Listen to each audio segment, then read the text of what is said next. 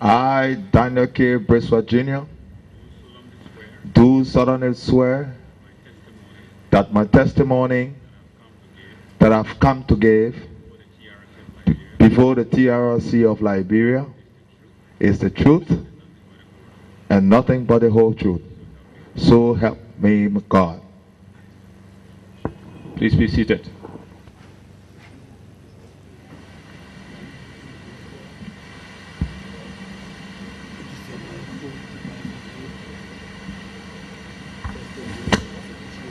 Good afternoon, Mr. Witness. On behalf of the Commission, we want to say welcome and say thanks to you for taking up your valuable time to come and share with the Commission. As you know, our effort is aimed at laying the foundation for reconciliation in our country. Reconciliation is a process. It's going to take some time, but the basis for that is for us to understand what happened, who did wrong, what went wrong, establish the truth, and in that way all Liberians can rally around that truth, say this is what happened, and we are prepared to move forward. And at the Commission, we thought that it is not sufficient to read newspapers or go on the internet, and that it will serve the purpose even more if we have live witnesses coming forward. People who were victimized, people who acted during the period, people who were involved, people who witnessed what happened, just to come and share those experiences so that we learn from the experiences of others what actually transpired at a time when we were not there or we are at different locations in the country. So we thank you very much. It's against that background that you have come along with many others who have come before you and will be coming after you, to explain your role during the conflict period as briefly as possible and to clarify any allegation that may be made against you during the process. I will just take this time, Mr. Witness, to introduce the commissioners to you. At the far right is Commissioner Sheikh Kafuma Kone. Next to him is Commissioner Per Brown Bull. Next to her is Commissioner Umu Sila. Immediate at my right is Commissioner Dede Dorope. Immediate at my left is Commissioner John Stewart and Commissioner Gerald Coleman, who will perhaps just step out. I would just like to, before you make your presentation, just read over a little profile we have of you so that you can correct whatever misleading or mistaken information we may have. That you were a member of the National Patriotic Front of Liberia, and then currently a member of the National Patriotic Party. That you are a career soldier and a mortician, and once attended or graduated from the St. Peter Cavalry High School. That you joined the NPFL in 1990, and in 1991 you underwent military training in Burkina Faso and Libya, and that in 1994 to 1996 you were Deputy Chief of Staff at the Executive Mansion Presidential Guard Force in Banga, responsible for the Executive Mansion grounds. And between 1997 and 2000 you were an executive officer and at the same time mortician at the Barclay Training Center. And between 2000 and 2003, you were a commander at the 1st Infantry Battalion. One allegation that stands out, which we love for you to address yourself to, is one that became very popularized, that an AFL soldier lost his life on account of other orders you gave or your personal action. I will just stop there and leave the details with you. Welcome again, sir, and the podium is yours. Thank you very much, Mr. Chairman. Again, I would like to say Daniel K. Bracewell, the Bracewell Hill from Arlington. My mother is a Knuckles from the Carisburg area. I was born in Buchanan, Grand Bassa County. There where I attended my primary and education. I went to the St. Peter Clever High School from elementary up to senior high. There where I graduated in the year 1988, 89. My father was in the position to have sent me to Frankfurt, West Germany. There where I practiced my profession. I did veterinary science, even though I did not complete because of the war. And I will come back to that early May of 1990, my grandfather died, the late R.L.S. Knuckles. He died in Carisburg, and I had to leave Frankfurt, West Germany to come for the funeral. I arrived in Liberia. At the time, there were not SN Brussels. We had Sabina Airways at the time. I arrived in this country 3 days before my grandfather's funeral. I went to Buchanan, and my parents and I left, came to Carisburg, and May 19, while we were burying my grandfather, the news came that Buchanan was captured. If you have exact report, you will know that May 19, 1990, Buchanan was captured from the hands of the government, from the AFL. Rebels had taken over Grand Bassa County. And unfortunately for me, because I knew that we were going to Carisburg to bury my grandfather and return to Buchanan. So my passport, my ticket, everything left in Buchanan, and we came on to Carisburg. After the funeral, we got the information that Buchanan was captured, and that became very difficult for me because I knew that I had to go back to complete my profession. I had to go back to Germany to school. So my question to my parents were like, but how can this happen? I need to go to Buchanan. I need to go back to Germany. You spend all your money to send me to Europe to study, and then we've been called in this direction. So they say, oh, there's war. You don't know what war is, but you just have to forget it and see if we can make some other means for you to get back to Europe. And I said, no, but I can't go back to Europe because the problem was every 3-4 months I had to come home to renew my visa because it was a student visa. So I was not given a resident. I was given a student visa that I had to come home every 3-4 months to renew my visa and to go back to the States. To go back to Europe. So they said there was no way possible. So what I did, I went to bed, and the next morning I told them, I said, okay, I will take the car, I will go to my road vessel, it's right Carisburg. I will drive like 20 minutes, get to town and see how best I can go at the embassy and see if we can make some arrangement for me getting back. But I had my own motive. I left Carisburg and I made a detour, you pass Carisburg, going towards Fender. I made a detour, came out of Carisburg, and I took the back route, got to 15 Gate, and I decided to drive on to Buchanan. On my way to Buchanan, there was surveillance on the road, and there were no cars moving and all that kind of thing. So because I had gone for 9 months to 10 months of study into my profession as a mortician, so I did not want to quit.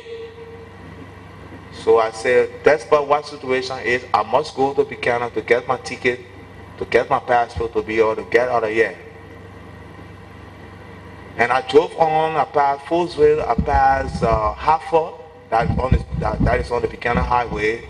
Approaching Buchanan, in the vehicle, I just saw a group of soldiers on the road, and then I stopped. But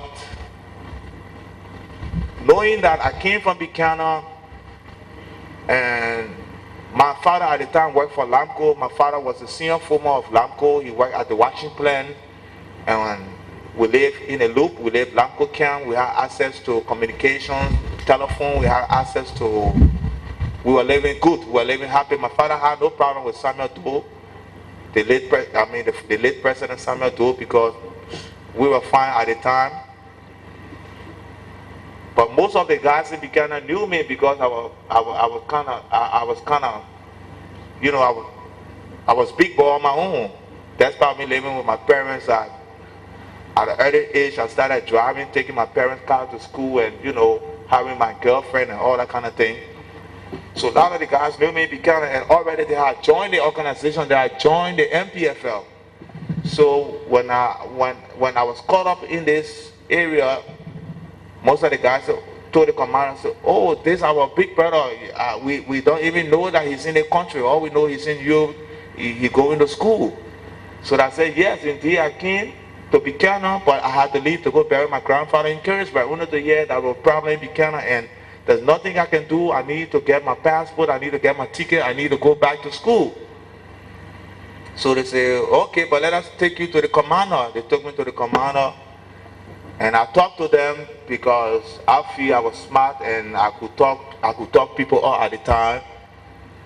So I told them that I live in a loop. I live loop 506. There where my parents live, and my ticket, my passport, everything there. So I asked them, I said, "Please take me in the loop. Let me get my things so I can go." But already, man, you know when rebel hit somewhere, man, everywhere destroyed. When they managed to take me to Buchanan, when they managed to take me in the loop, I went. The first thing I saw was my ticket in the yard. My ticket had been destroyed, had been torn up. My passport was somewhere lying as placed.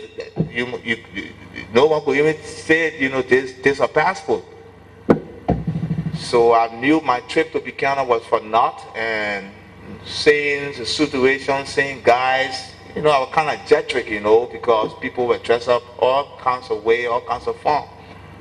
Then I said to myself, then, you know, my friend, those guys that knew me and considered me being a big brother, they said, "Big brother, this thing here right now, no need to go by. The people who allow you to go by, they will say you on recording saying you came to spy us and so. So I say, okay, fine. But you guys are my small brother, you guys hold the arm. I your big brother, it means if I hold the AK, then I can hold GFG. So I will stay here, I will be part of this organization whatsoever. If I have to go for training, take me to the commander so we can start the process." And I was not forced, I willingly joined the NPFL National Patriotic Front of Liberia.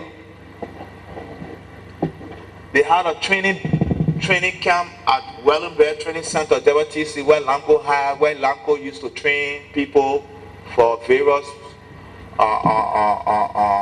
work. You know, probably you mechanic, you go there for your training. If you were mason, you go there, you studied masonry. They went had a training base. So I said, "Gentlemen, just take me to the base. I want to become part of this process."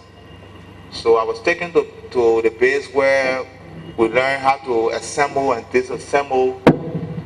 And from there, we were chosen, we were put on board on a ship to travel to Cape Mount County.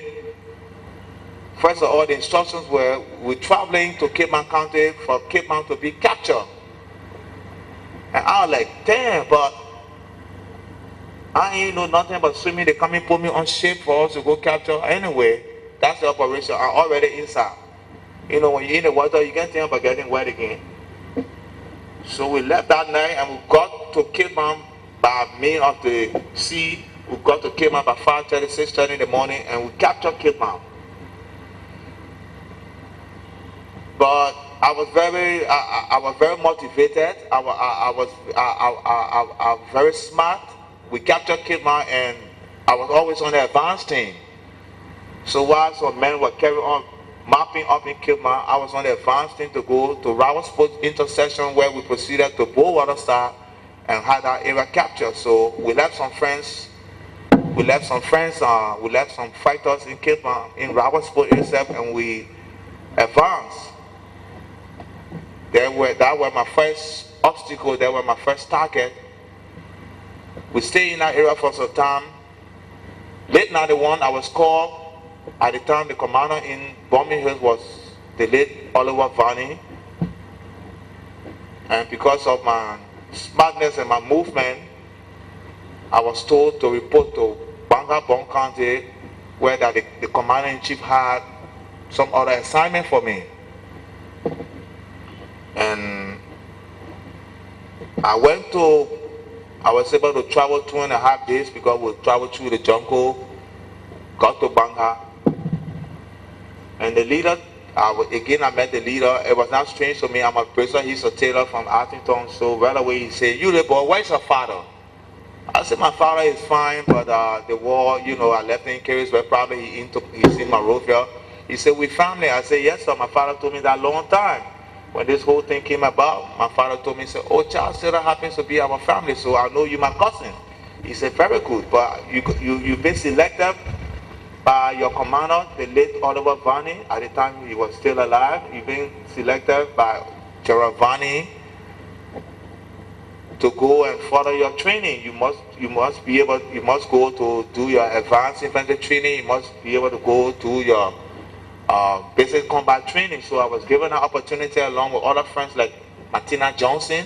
She went to do artillery. We're opportunity to have traveled to Burkina, where we did some training there, and also advanced up to Tripoli, where I did basic combat training, advanced infantry training.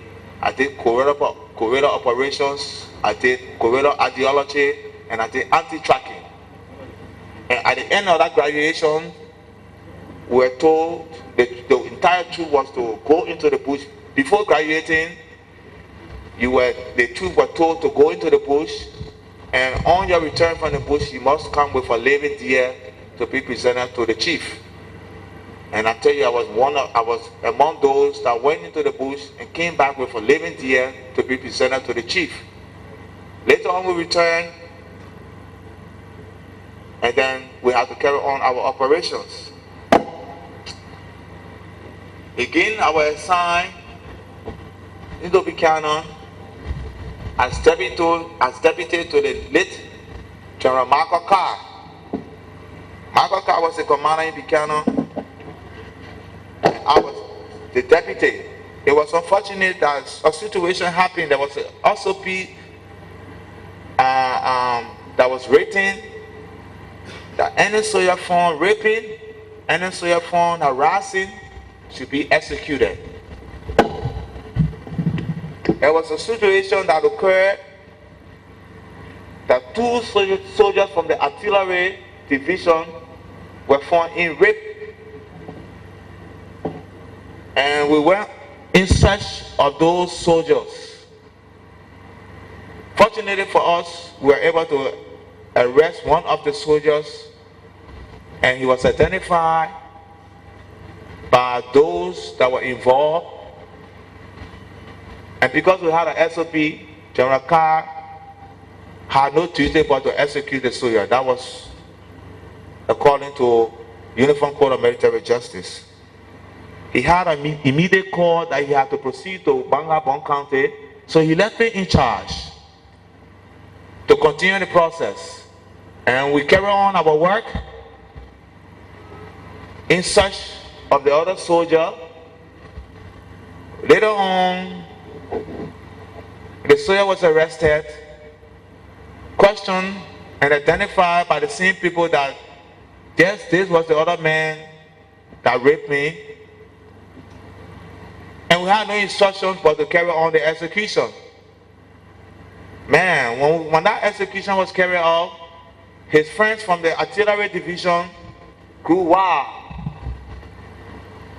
It's, "Oh, but General Carr and his people cannot keep executing our people and this and that." So it brought a serious tension in Buchanan, for which there was no way out. There were calls from Bangor that the situation should be arrested. In fact, the artillery commander went in search looking for me, that since we're there killing the soldiers, they're going to kill us too. So the overall commander came and said, look, this is a situation, so we're going to arrest you to carry on investigation. It was so tense that upon Michael Carr's return, because at the time there was no written order given to me to execute this order, and seeing how tension the situation was, I could see within my commander, the late Michael Carr, that he wanted to exempt himself from such situation. And I was smart, I was bold, I had traveled, I was out of high school. So I said, the way I see this thing, if I admit now that General Michael Carr gave me the execution, I won't have room for explanation. So when I was asked, who gave you the order? I said, no one did. I did it upon my own orders, so as to save the day. So I was arrested, and there was investigation carried out, whereas I knew other commanders like the defense minister at the time, General Woyu, was there, that they were going to carry out some investigations. And based upon that, I was released to carry on my duty. That was one of the situations that happened. It became a problem. Maybe you people have been told about that. So I want to hit every point that I'm involved in, because mine being called here is to know my role that I play. Okay, and then we carry on our work. 1993-94, we got the information that Banga had fallen, so we had to leave to come and beat up the situation, to beat up the fight. But again, before carrying on situation, we worked tirelessly in Buchanan to ensure that the citizens were safe. I was assigned to Compound 3, Compound 4, where I carry out my duties. And you know, in every society, there must be bad people. There was a group called the Kasaka group. If actually the commission said that they went all over this country, I know very well that information and such came or so. I will talk on those issues before, when the question comes, I'll know exactly how to place things. A group called Kasaka, they were carrying on. In fact, it was because of the Kasaka that led to the infiltration of LPC into Buchanan, Grand Bassa County. This group was very wicked. They were killing our people, and in fact, I consider myself be a Bassa man because I was born in Grand Bassa County. As a matter of fact, I was born 1968, August 19.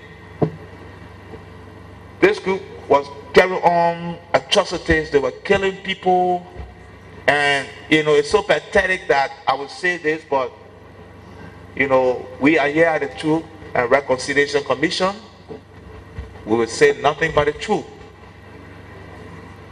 Big guys were taking 9 months old pregnant women and debating on them.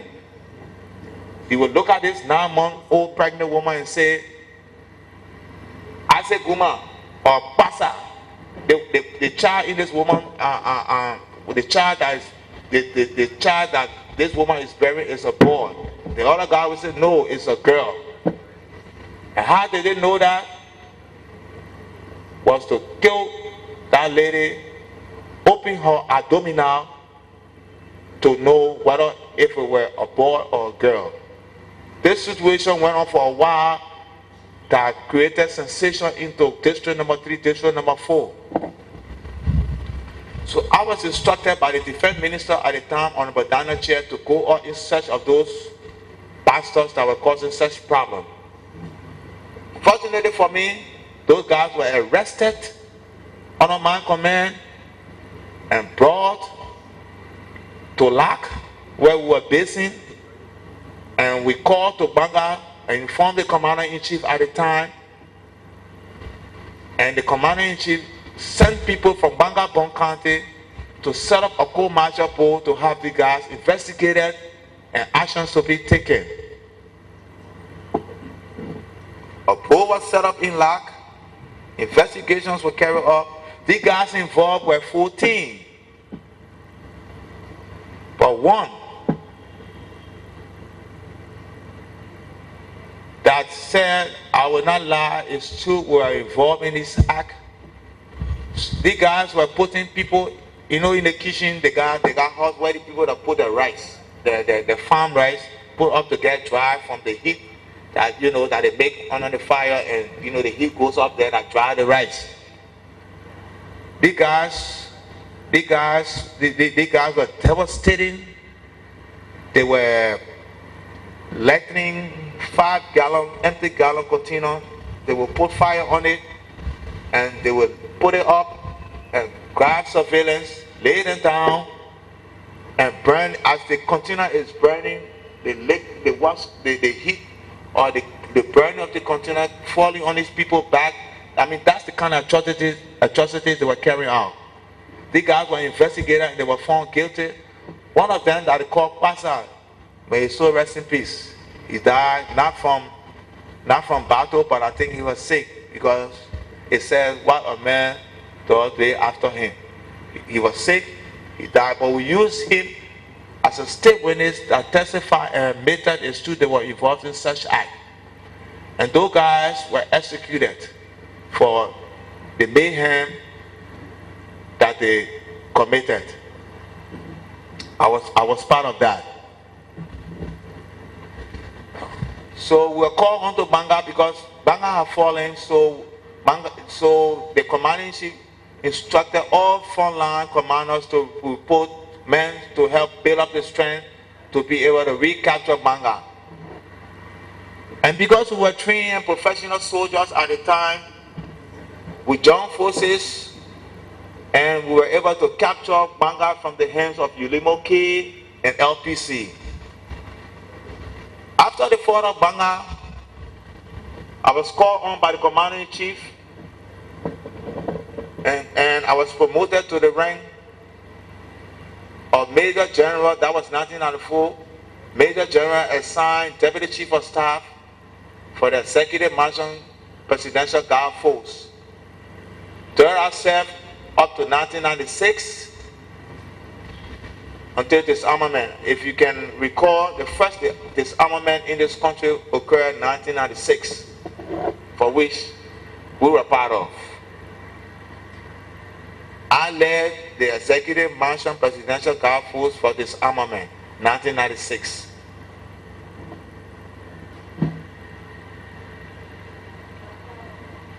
After disarmament, we were told to remain in Banga to work along with the surveillance in making sure there were peace and stability within that county. There were no harassment, there were no intimidation, because we were preparing ourselves for elections. Elections came 1997, and we became victorious of the elections. I told the commander-in-chief, besides the NPRAG spending money on me to go for further training, before this whole thing, my parents were also in a position to have sent me abroad where I studied my profession. So I would like to go into the AFL to practice my profession. I want to go to the AFL to justify my MOS, which is Military Occupation Specialty.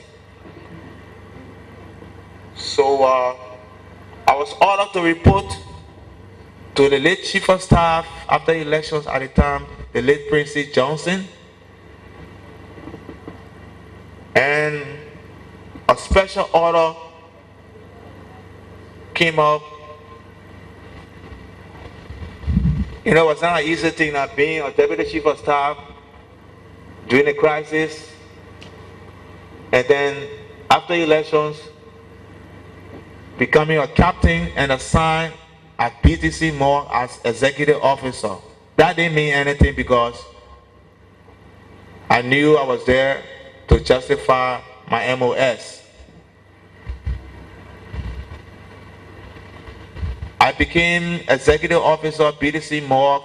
My commander at the time was Colonel Thomas T. Freeman. He's alive, he's here. He's known as Day-by-Day Freeman. Probably people here know him. He was my commander from 1997 after elections up to 2000. I want to touch on a case that occurred here at the time Ama Yulu was giving his testimony, for which I hold this commission responsible of, because I went through the process. Before coming here, I was told to go at the office on 9th Street to be interviewed, and then based upon that, I was going to be called here to carry on my testimony. But the guy came, I don't know who he was, or I don't know who he is. He was among the audience here when Aman was giving his testimony, because he said he knew certain things that occurred during 1998, and he came up here and said it was the late Samuel G. Fanning, John L. Tier, I think he was here 1 or 2 days ago, T. Zebe, and DKB. He said DKB, did not even call my full name. My name is Dana K. Bracewell, for friends called it short DKB. He said DKB, they went to Post Target and they had a list, they called people, and because they called my name and I did not answer for my name, because I did not answer to my name, so they did not care for me to be executed. Now tell me that. That fellow, I wish he was here, because this is a Truth and Reconciliation Commission. I wish he was here. If there were any malice or any problem that he had with me, I wish he was here for us to settle it. As a professional soldier, let me tell you something. In every military installation, you have MP and you have a cell. Because the only thing you can do to a soldier man is to grab him and put him in jail. That's the only punishment a soldier man will rather take. And the accomplishment of any mission is the successfulness of that mission. Let me tell you something. Dana K. Bracewell, in fact, on the training base, to tell you, never wound a man and let him go. So I would have never been among those that would have gone at the post target to collect somebody and calling me and before getting to that post target to collect whosoever that I have to carry on, because I had instruction. Before getting there, the government or the MP there were already did not call your face there with black cloth. I only coming to take you to carry you. He's talking about I was there 1998. I was not even commander at Shuffling. I was assigned BDC. I was at BDC Morgue. I was seen September 18, 1998. I was seen around collecting bodies from around there, soldiers and civilians as well, because there were crossfire between the Ulimo J and the GO, the government of Liberia at the time. So whether who killed who, I don't know, but I was seen within that vicinity collecting bodies from around there, taking to BDC Morgue. And those surveillance that we took to BDC Morgue ensured that those bodies were preserved, and family members came and identified those bodies, and they were signed for and taken away to be buried. So at no point in time, like I said earlier, my father had no problem with Samuel K. Doe for me to go about killing ground people. In fact, at one situation, I was jailed at Post Target. There where I met General Jali. So help me God, General Jali is still alive. The former chief of staff of the Armed Forces of Liberia, Lieutenant General Herman Duba, son was there. Duba, I just can't remember his first name. They were all there. We ate together. And because they knew that I was very close to the commander-in-chief at the time, they even urged me. They said, look, TKB, when you honor here, go and talk to the chief.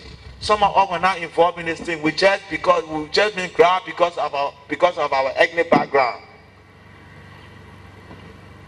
I took the call into consideration, and when I was released, I was opportune to have met the commander-in-chief at the time, and I said, look, chief, we have some people in jail. Those people were not involved. You got General Jali. He's a professional soldier. He's a general. those people can still help in the process. You know, the Bible says God delays, but he does not forget. The commanding chief did not answer me at the time, but within a period of 5-6 weeks, those people, including General Jolly, Tuba, they were all released. So at no point in time, in fact, when after the elections 1997, I lived at BTC up to 2000 when I was called to take up the assignment as 1st Battalion Commander. Even during the September 18 fracas, there were other units like the SOT at the time. They were not even the ATU. There were the SSU that came on in mapping up in the barracks, and I was there. And to me, there were a lot of situations that saved the day, because I couldn't have been at BDC more and seeing other soldiers coming to carry on mischief around the area. So it was because of me. I knew the former 1st Battalion Commander under President Doe regime, Moses Wright. I knew the AD camp to the former president, Alfred Glade. We were all friends. I visited those people because I wanted to learn. So I visited those people. I talked with them every day at BDC. And because the BDC mall was there to generate funds to help run the fuel and other activities at the Ministry of National Defense, so we were always in a position to have little things. So I visited those big brothers and I shared my concerns, so we were very close. I have no problem with no crown man because he was a crown man or whatsoever. No. In fact, during the Doe regime, during former Doe regime, I enjoyed it because my father worked for Lamco at the time, and my father had money. And vacation. We traveled to the States.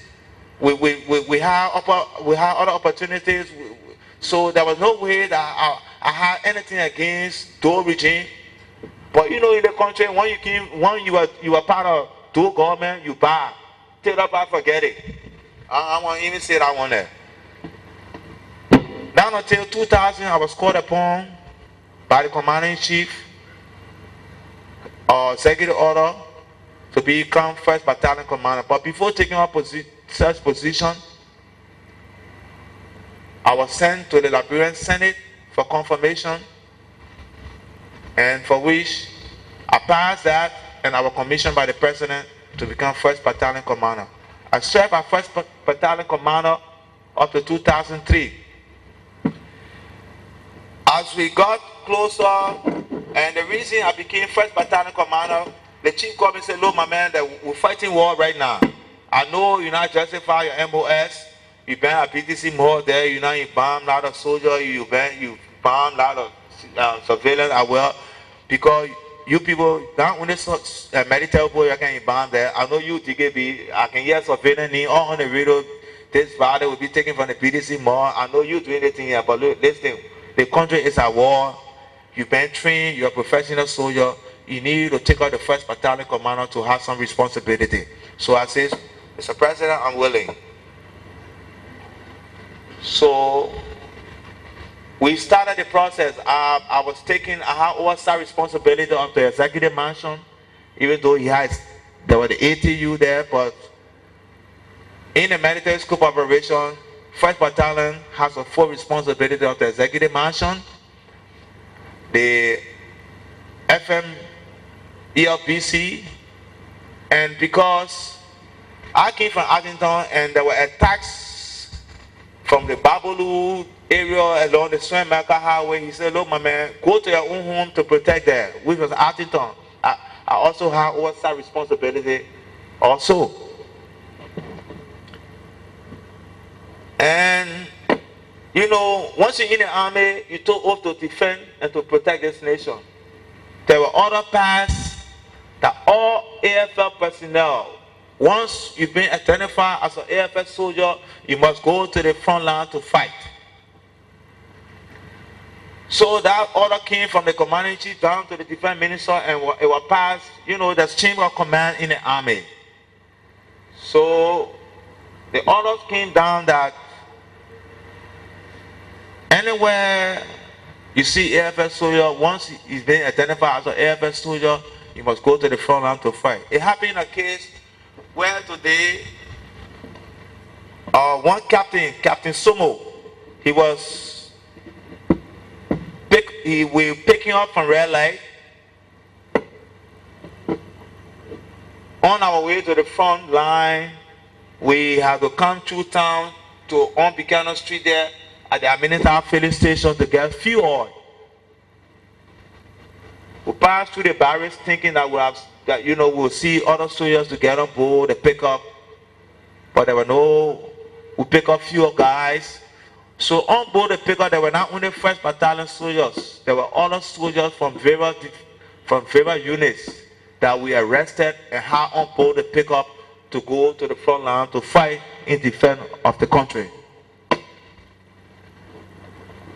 We passed through the barrack and drove out, came on Lane Street, turned left, came down to defense, to bend right to come up to Buchanan Street at the Aminata filling station here. Captain Sumo was on board the pickup, and I think he felt because we were passing in front of the Ministry of National Defense, he thought on jumping off the pickup. I was driving the pickup at the time, and I heard, hold it, Chief. So I stopped. When I stopped, Captain Sumo jumped off the pickup and was running towards the ministry. So, soldiers that sound on the pickup went grabbing, fighting to put him on board. They put him on board, he's fighting, so those guys using the arm, knocking him to subdue him, to have him on board, put him on board, and then we got on board the pickup, came at the Aminata filling station here to get fuel. After getting fuel, because I had other obligations, I already had men on. I had a commander already on the front line on the Swamega Highway, because at the time we're attacking Lurd. Yeah, 2003, that was Lurd. So I said, look, I designated a commander on the square board. I said, Ernest, you hereby order to take these men on the front line. I'm not going because I have other obligations. I have to go back to shuffling the men that are there, and they just fixed the truck. I need to airlift these men to the front line. So you take the pickup with these few guys on board, and then take them on the front line, turn them over to the commander that is there. Yes, sir. After getting the fuel, they left. After an hour, I got a call, because at the time we were all equipped with Toraya phones, where you could talk to anybody from anywhere, whatsoever you were. Once you're using this Toraya phone, you could talk to your commander or whosoever you needed to talk with. Even you could call back home when you were in Foya, you were in Vahum, you were in Vanyaman, you were in Babulu. You could talk back to Monrovia on the Toraya. I received a call, say, Chief, this same fellow that tried to jump off the pickup in front of the Ministry of Defense, on our way, he jumped off the pickup, and that's how come the pickup was moving. He broke his neck and he died. I said, where are you guys right now? He said, we're on the front line. I said, since it's the front line, and there's no need of bringing this fellow back to town, you guys bury him up there. I'm going to make the report and file in to the Commanding General, Deputy Chief of Staff, up to the Defense Minister. So he said, yes, sir, and they were able to bury him. A few days later, Roman had it that our Colonel Daniel K. Bracewell at the time executed Captain Flomo in front of the Minister of National Defense. It was regrettable. I would have never done something such. I would have never gotten myself involved in such incident. To execute a soldier in front of the Minister of National Defense, then the next thing on your mind would be heading to the executive mansion. Because if you grab a soldier and execute him in front of the Minister of National Defense, then what are you up to? You know, and because the family of Captain Sumo got the information that I did the act, I was able to meet this family. I spoke with them, I talked with them. We had good relationship. I made them to understand, look, my people, if I had done such, I would tell you, there's no way I got involved in executing Captain Flomo in front of the Minister of National Defense or whatever. I got a report that on the way to the front line, he jumped off the pickup and he died. I made friends. We carried on our own reconciliation. That's why I even thought that maybe, you know, getting the TRC involved would have helped this process, but the family being here and see how best we can resolve the issue, because I know if you commit a crime in this country, once you've reconciled and willing to forgive, willing to say sorry, whatsoever problem, whatsoever punishment that you deserve will come down, because that's what I believe in. I came from a family, as I told you earlier, my mom is a Knockers, my father is a Bracewell. So there's no way I would have gotten myself in such act. And so far, that's my role I play. Anything else, any question, probably will take. I have other things to say, but maybe during the question time, I will be in a position to answer. But that's it, that's my role I play. And I want to tell you thank you very much, Honorable Commissioners. Thank you very much, Mr. Witness, for candidly providing us this information from your perspectives. And it's based upon your personal experiences, and you are quite willing to share others with us just as we proceed with the interaction. There are two things before commissioners ask their questions. There are two things to these incidents that I would like you to respond to. The people in Buchanan spoke a lot about what the Kasaka boys were doing. Yeah. And they were very, very happy that that incident was brought under control. Yeah. But one thing they were dissatisfied with is the manner in which the bodies were disposed of. I don't know what was the logic or the wisdom behind that. And what they told the commission is that the bodies were left on the field and just covered with little. No, Honorable Commission, they were buried into a mass grave. The 13 of them. They were executed in front of the people that were involved, and for which, let me tell you something. Today, if we went to Buchanan, district number 3, district number 4, the commissioner, we get there, the people gave me food before yourself because of the actions that we took against those people. Those guys were wicked. They were not part of the process.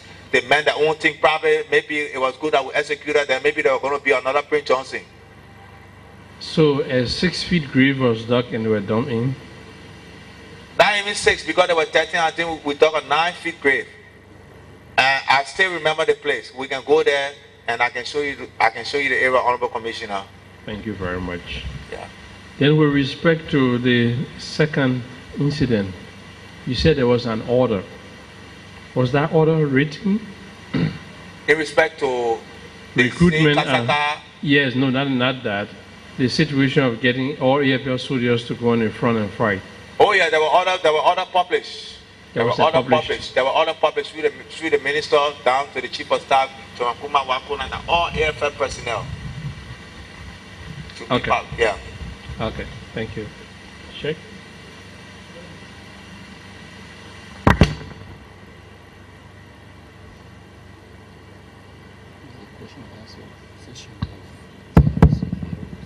Thank you very much, Mr. Witness. Thank you very much, Godfather. I call you Godfather because you're gray hair.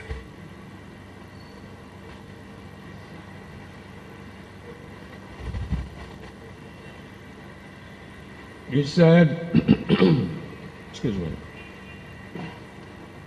You served as Deputy Chief of Staff from 1994 to 1996,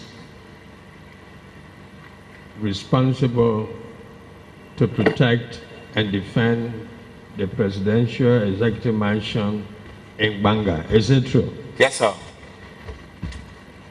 We are told that among the men and women that were protecting executive mansion grant and the president at the time were a group called Small Boy Unit. The SBU. SBU. Yeah, they were under my division. There were various divisions. We had the SBU, we had the Wagis, we had the Delta Force, we had the Type Force, we had the MP. So there were various units, but the SBU, yeah, the SBU was one of the units that were assigned under my command as Deputy Chief of Staff, Executive Manager, Presidential Guard Force. Can you tell us what were some of the assigned duties of these SBU? Well, in every unit, there were a unit called the SBU. But in every battalion, in every brigade under the Executive Mansion Presidential Guard Force, there were SBU assigned to those units. So, like for instance, when you leave Banga, we had two checkpoints. We had, when you leave Banga coming towards Ganta, the first checkpoint we had was the VP Road, was the VP Road checkpoint, the VP checkpoint. From there, the next checkpoint was the Jenny Town checkpoint where we had the SBU assigned. So that was part of the responsibility of the SBU. They were assigned to checkpoints, they were assigned to various commanders, they were assigned even at the executive mansion. In your estimation, if you are asked how old were these SBU, what would be your answer? You see, a small boy unit. They were small, they were the age of 12, 13, 14. Yeah. And used as trained career soldiers. Yeah. Do you think it was proper to use children of those ages? It was not proper, but the children were going to feel that with depriving them of the right that they couldn't be part of the process. So they were not forced. Even the SBU commander, Supon Johnson, I'm sorry he's not here right now, he's in the States, but in fact, sometimes when we refuse them, those children were so, those children were serious to be part of the process. Sometimes we say, no, you're small. When we know, they kept being behind us. They came in the yard, they were living with us, washing our clothes, and and later on, we saw them, we saw them working. So this was a situation that these children, they wanted to be part of the movement. Of the ages you talk about, do you think they were better placed to make an independent decision? Excuse me, sir? Of the ages you talk about, 11, 13, 14, you think they were better placed to make an independent decision as to whether they should participate in the army? It was good to have made decision, but that decision we could not control it. We could not control it. No, we could not control it. Is it true that you were among the first batch that was sent to Sierra Leone to fight? You say, excuse me, the first batch to send to Sierra Leone? The first batch of group of soldiers to send to Sierra Leone? That was sent to Sierra Leone. But the situation in our country, we couldn't handle it much before I would leave to go to Sierra Leone. No, no, sir. We didn't. As commander of the 1st Infantry Battalion, what was your assigned duties? I said it earlier, my assignment was in making sure that the executive mansion got protected, the residence of the commander-in-chief was protected, ELBC, Central Monrovia, part of Lower Mount Gibby, which is the base. Camp Shuffling, you're not changing to Cassidy, Barrett. People still call it Shuffling anyway. So, and I have oversight responsibility of Arlington and Buchanan as well. Heard that you were among group of gangsters that raped an 18 years old girl. What is your comment on that? Which year was it? Did they say? Which year? They, There's no specific year. no specific year. But Honorable Commissioner, our deputy chief of staff, I will go rape. The woman that came to me. I didn't have to go look for any woman. No, sir. It's not true. Thank you very much.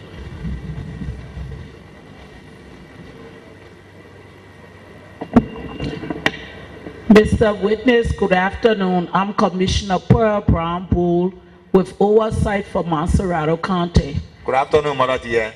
Yes. Who you say your grandfather was? The late Aaron Ellis Knuckles. Robert Ellis Rocker. And who's your mother? A female Knuckles Bracewell.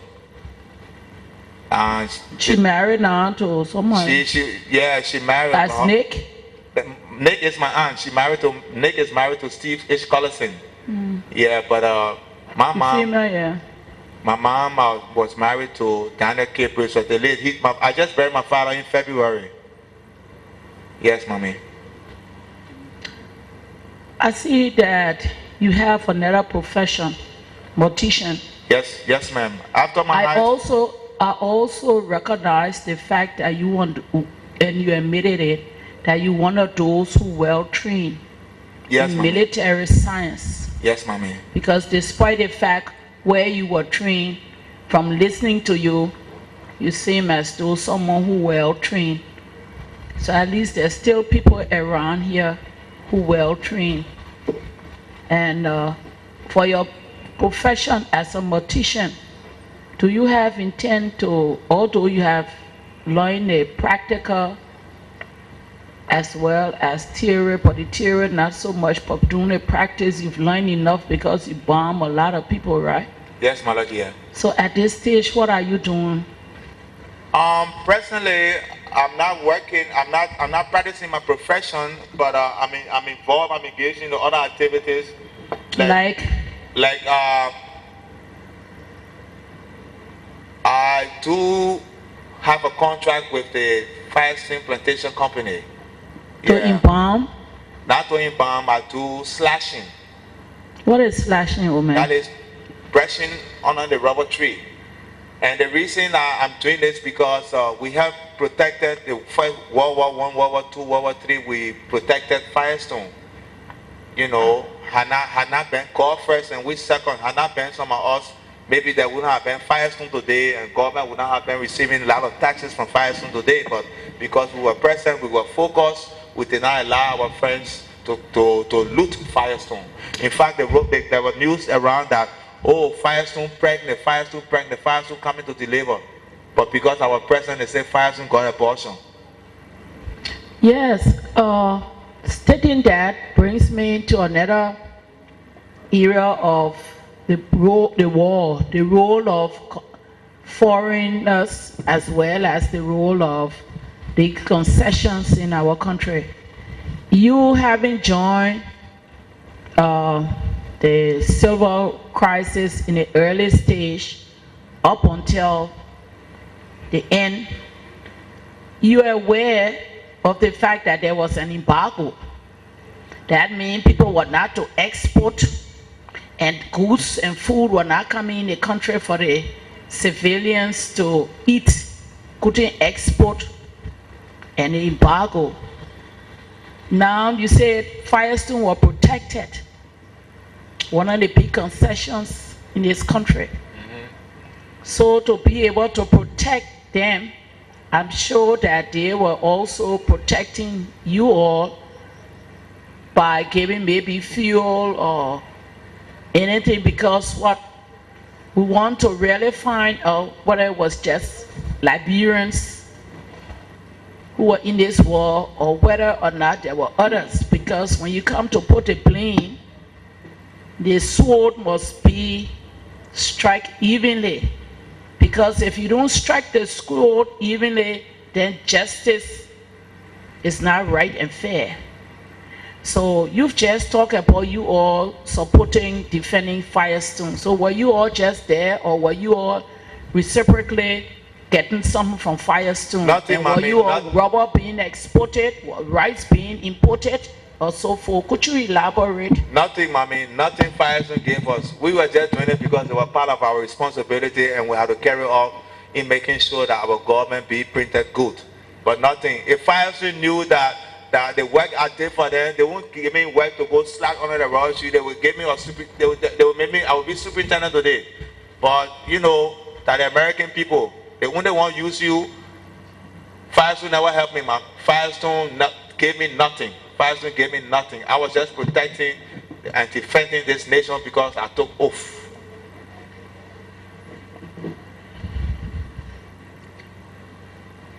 I want to say, from your explanation, what you said here, and from the resources or the information that I have available on you, I can say thank you very much. Did you go to the TRC and did you give them interviews?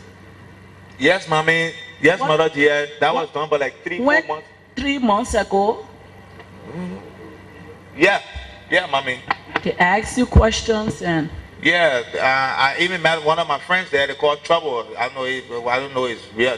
I mean, Trouble. Yeah, I spoke with them like 2-3 months ago. That was in August. Yeah, August. that was in August. Yeah. Okay, I just got this sheet of paper on you this morning, so I don't have much facts to have really found out much about I mean, if you. I'm gonna do besides plenty, what if you I'm gonna said. do plenty in the country, you're gonna have plenty information on me. Okay, yes, that's another way to look at it. Yes. So based on the knowledge that I have and what you said, I have no questions to ask. But thanks for coming. Thank you, Mother stating your dear. side of the story. Thank you, Mother dear.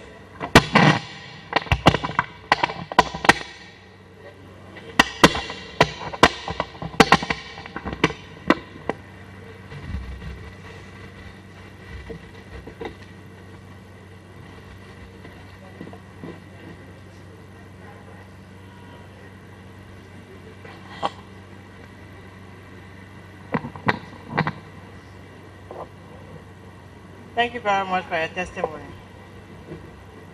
In your statement, you tried to clarify about a witness that appeared before the commission who mentioned your name, that some people that were put in post stacking at the time and were executed were part of the group that went to collect the people. You said no, you wasn't part of it. But being that you were part of the armed forces of Liberia at that time, do you have any idea as to who were responsible, who actually went to collect the people? No, mommy. No. You know, we have to say the truth. We have to say the truth. You know, I don't know who are involved, but those people that were involved, they were not military people. Because if they were military people, you go to a post target to get people from there, then you call name, because you call DKB, he answer, then you, no, I was not part of those, I couldn't have been part of those foolish things. Excuse me. But they did die in custody. I don't know, mommy. I was at BDC Mall. I was seeing collecting bodies, mommy. If the Truth and Reconciliation Commission, this is where you come to say the truth. If I have done something, mommy, so help me God. I'm a Catholic. I was baptized since 1974, confirmed. I was altar boy all in the Catholic Church. If I had done something, I would, to your surprise, I was going to invite those that are right, those that are did mayhem to come. I'm going to the TRC December 4th. Come, let's settle it there. I was not part of anything as such, mommy. I understand you are not part of it. The question is, did the people die from in custody? They were in prison at the time, and then people went there. You were in the army. Did you hear anything? What happened to them? Were they in prison? Mommy, Can you confirm that they were in prison? I knew Thomas Dewey and some other people were in prison. Yes, but I did not know how they got out. Nothing at the time, mommy. No. Thank you very much for your testimony. Thank you, mommy.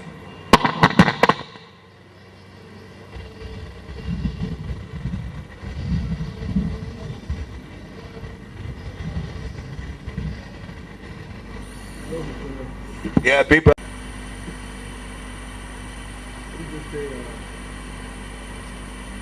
Maybe you need to talk to them.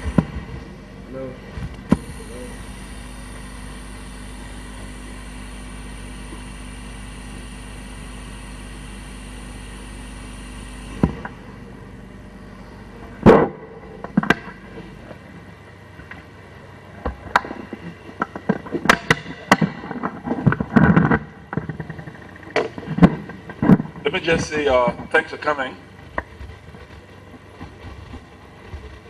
I will just start by. I didn't catch your name, sir. My name is John H.T. Stewart. Oh, okay. Okay, big brother, go ahead.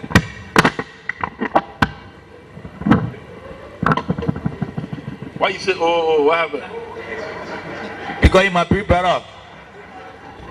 Thank you very much. I know I'm older than you are. You were born when, 68? 68. I was born 1954. You see that? I'm by far older than you are. So far, you know, so that's why I call you big brother. Thank you very much. You've already told us when you enlisted in the NPFL. This was in 1990, and you told us the circumstances under which you enlisted. Yeah. You talked about your training. How long did you train in Burkina Faso? Well, we did everything 8 weeks, 6 to 8 weeks. And what year was this? That was late 91, 92. Yeah. 91, late 91 went to 92. 91, 92. Yeah.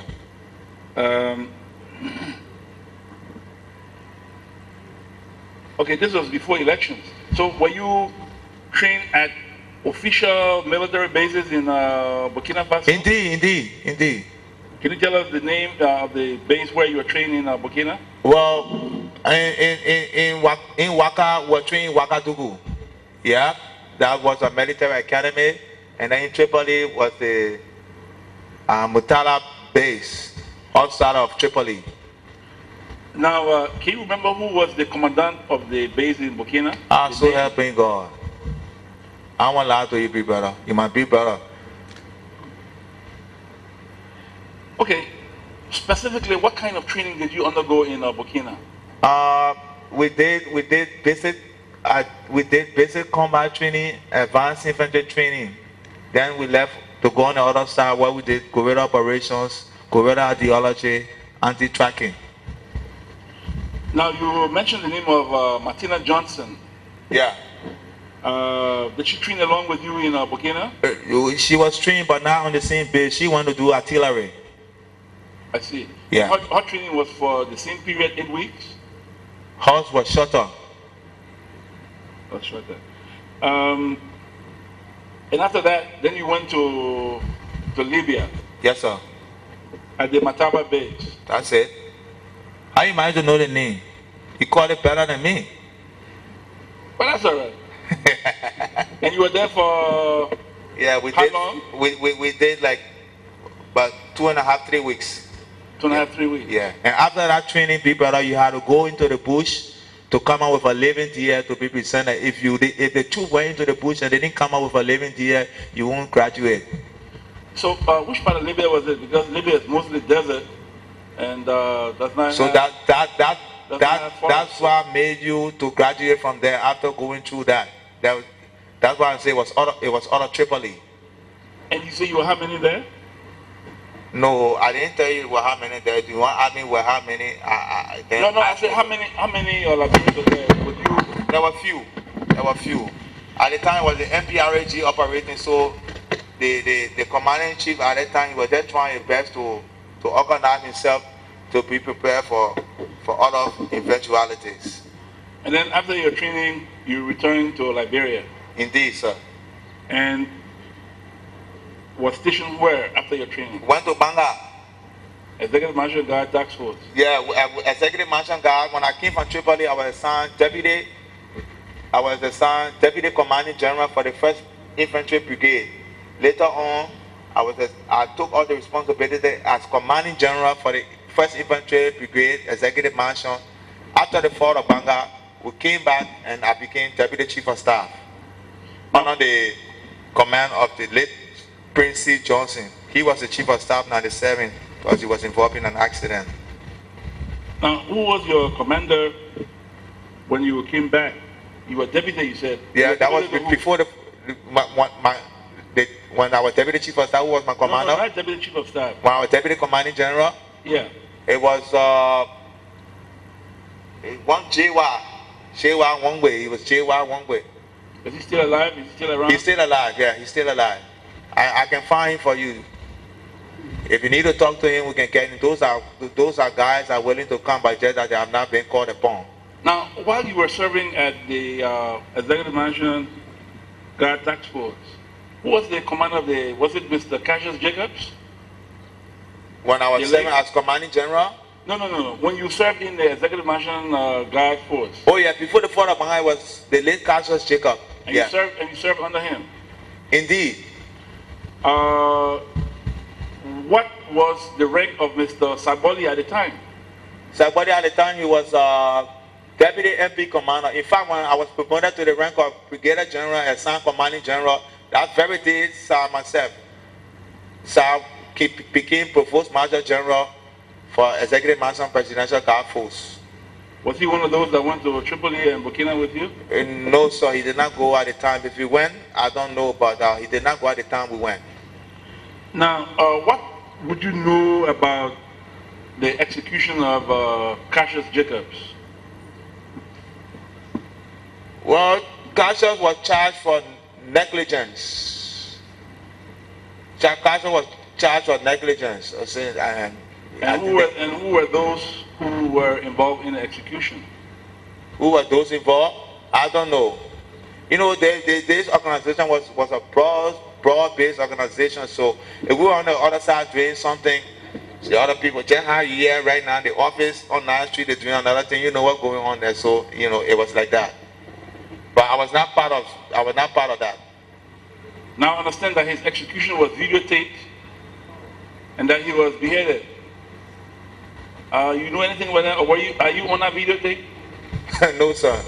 If I were, I would tell you, so that his people can be here and we can reconcile if they have any differences. Thank you very much. Was Mr. Saboli involved in the execution of Mr. Jacobs as well? No, sir. No, sir. Sir, that man, an MP man. Now, at the time, who can you say were the 10 top military officials of the NPFL? If we will look at the chain of command, how did the chain of command look like? At the time you came back from training, was deployed in Banga, what would you say the command structure looked like? The top 10 in the hierarchy? Well, if you say, you know, this NPFL was a broad-based organization, as I earlier said, because we have various divisions. We had the commander-in-chief.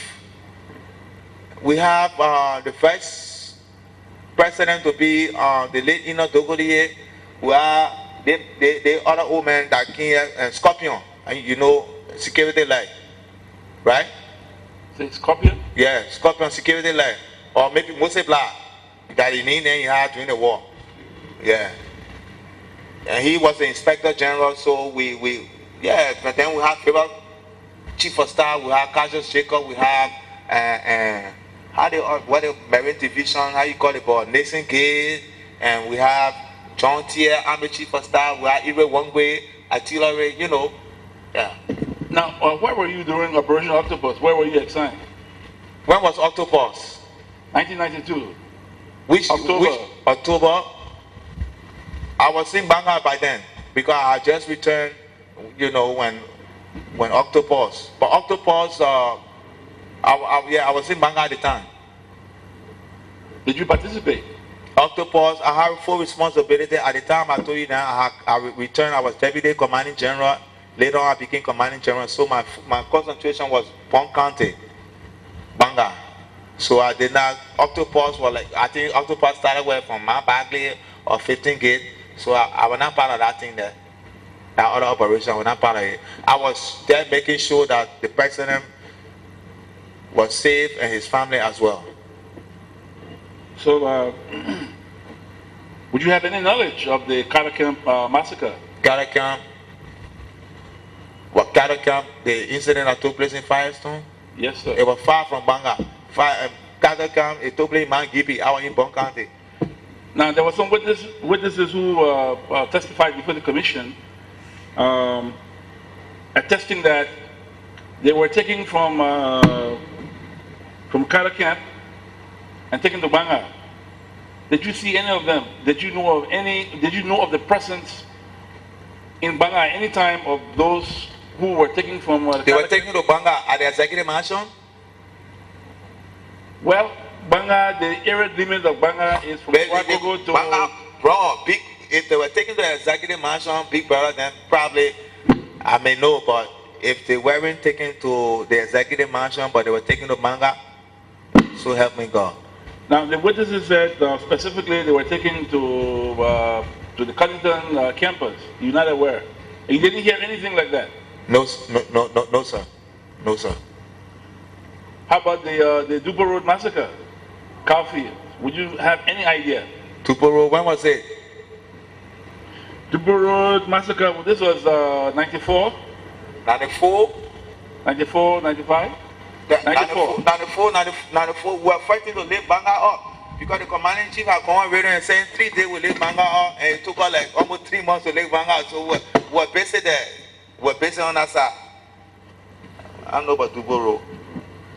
Now, since you were lifting Banga up, would you have any idea? Would you have any idea of massacres that took place around Banga during the fight to retake Banga? Like, for instance, the Phoebe massacre. Do you have any idea? If there were massacres taking place in Banga? There were some massacres that took place in and around Banga. Around the time that the NPFL was fighting to regain control of Banga.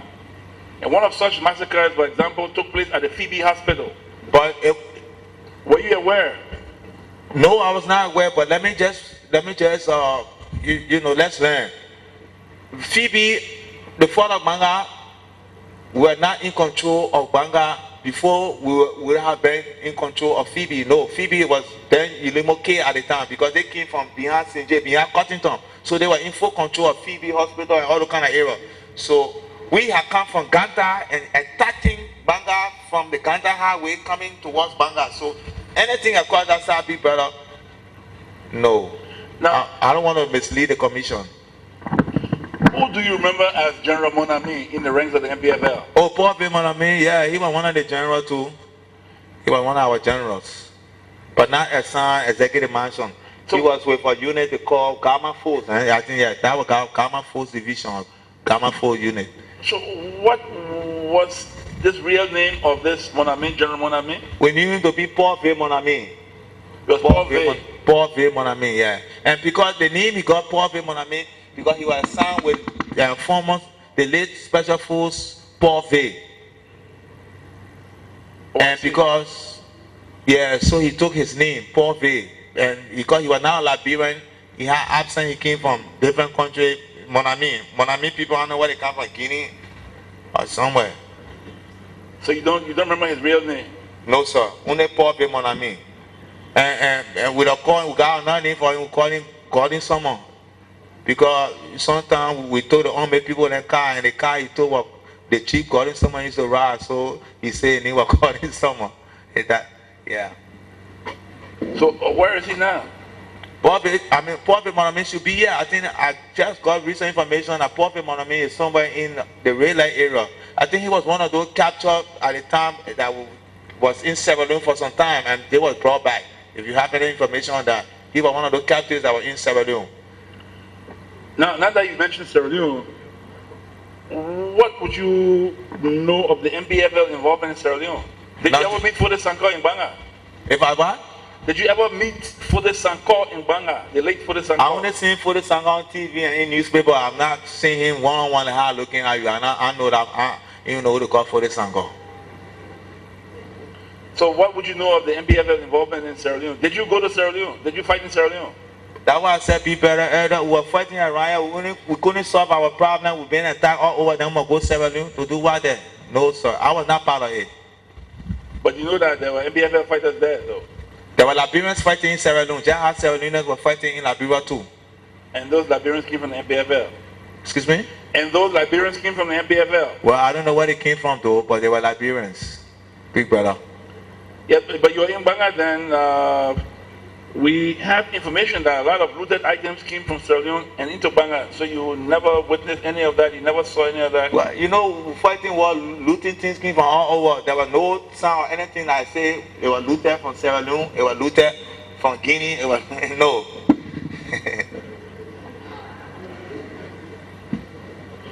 Now,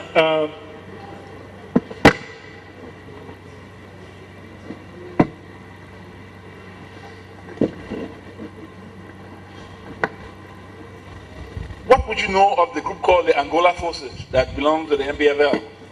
Angola? Yes. Angola forces. No, not to my knowledge, sir. Not to my knowledge, big brother. Not aware. You never. If you can, you know, we can learn, then big probably. But maybe it was some other name, but Angola forces? No. I can't remember, big brother. So you were never part of the Angola Forces? Hello, Angola forces. Our executive master presidential staff, deputy chief of staff. Why I go to Angola again? I know Angola. I'm go Sierra Leone, I'm go Guinea, I'm go Angola.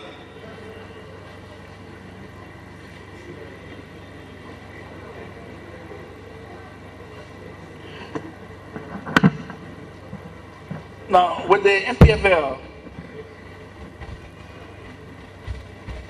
you were in Banga, and you mentioned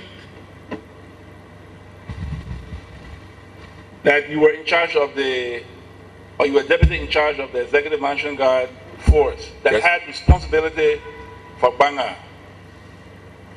Now, we have information and reports that there were some executions that were carried out in Banga in broad daylight. One on Banga Broad Street, in fact, two on Banga Broad Street. One was by Mr. Cassius Jacobs, who executed a man in Banga Broad Street allegedly for having open fire. And two, the execution of another man by Mr. Saboli. Two were fighting, and he arrived on the scene and shot one and defied anybody to remove his body, and that person's body was there for 3 days. Are you aware of all of this? Well, you say Cassius Jacob first. Yeah. Yeah. You say Cassius Jacob executed someone on Banga Broad Street because he discharged firearm. Yeah. Why did he discharge firearm? Was it the time for the enemy were around there before he discharged arm?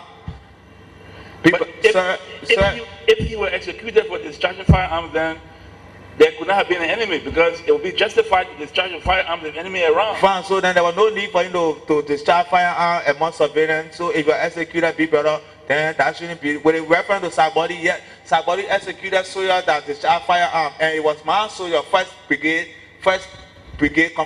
He came from first brigade. Did you issue those orders? I did not issue those orders, but somebody had order that anybody come to Banga. That was the process. Now we have all male and all between us in our midst. We have representatives from the United Nations at the time, or what ECOWAS, yeah. At the time they were there among us, and in fact we were disarming people at the time. But these guys, when they come from the front line, they come and act like because they're just from the front line, so they are macho men. They come.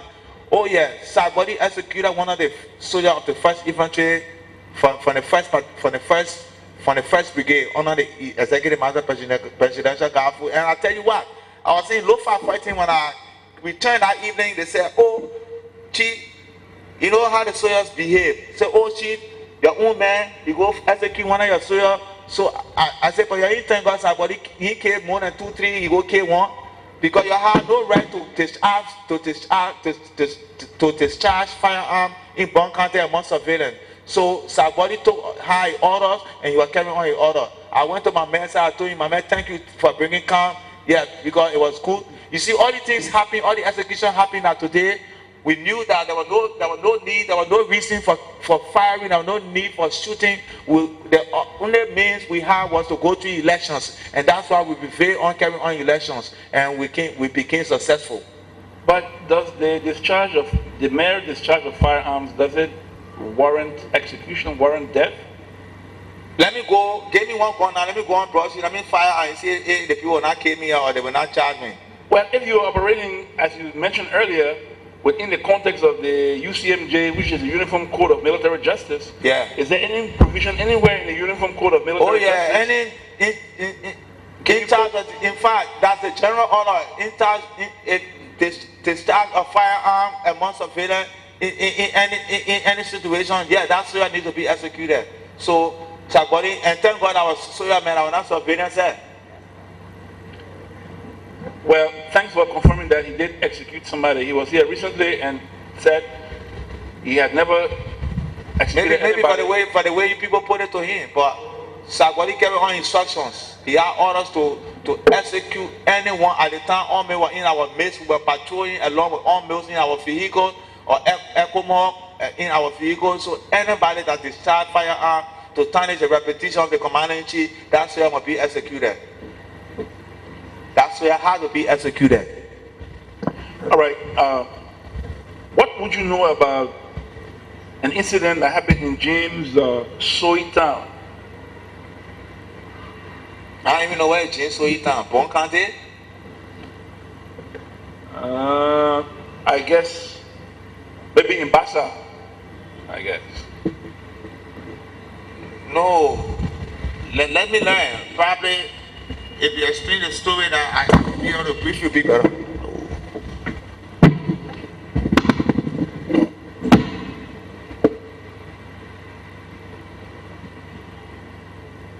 Well, we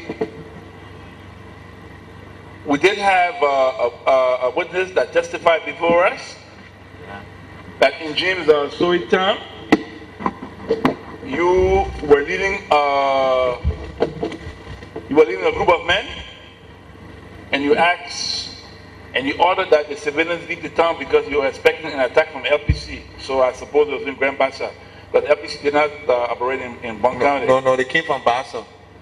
Yes. Yeah. And then when they were leaving the town, you ordered your men to open fire, and they did. A lot of civilians, including the witnesses' children, were all killed. Can you recall any such incident? So help me God, upon the oath that I took, if I order any soldier to open fire on surveillance, I came all the way from Mankibi to come and testify here. On my way back, let the Lord take a course. Now, my final question to you. The killing of, or the death, you have explained that this captain jumped from the vehicle. Yeah, Captain Sumo. Captain Sumo jumped from the vehicle and broke his neck. Yeah. But there were other accounts that you took a bayonet and stabbed this man right before the Ministry of Defense. I have, as 1st Battalion Commander, I have access to soldiers. My security alone was more than 15, 20, more especially at the time of fighting war. I have my pickup and I had a bus moving with me. So if I want to, why might I go tell Captain Sumo, you are not enemy for me, for myself to go take Bennett to, no sir, it's not true. I don't want to go into detail, but I will tell the soldier and say, do they want, do that one, but not for me, myself to go, no way. I never had anything against him for myself to take PNF and took it. No sir. Did you give the body to the family for burial? No, I didn't, because they were on the front lines. The incident occurred on the front lines. When you die on the front line, except maybe you are general, you some top man that the body has to be brought. If we were bringing bodies to Monrovia, man. So maybe which are the front lines? We're going to use the Lane Street or Central Street's main roads to bury people. So which are the front lines this incident occurred on the Swan Mega Highway, because LPC were coming from Bobolu area. And when you get at Bobolu Junction, I think that Okaya somewhere, there's a road leading to Pommy Hills and there's a road leading coming to Swan Mega area, coming to Boje, Bubata, Blow J area. So in that area towards the front line, that's where the incident occurred. But does it strike you strange that an officer who will jump off your vehicle and run to the Ministry of Defense and you put him back on would not attempt jumping off the vehicle anywhere around Monrovia, Pool River, Riggs? Oh, because when he made the attempt the first time, because we took everybody like, oh, get on board and we're going. So when going from the defense, there was nobody holding him, or everybody felt that everybody had decided to go. Exactly. Right. And that's what I'm saying. Why would he then choose to jump way over there? Then why he chose to jump out the first time? Because he was not willing. He was not willing to go to fight, big brother.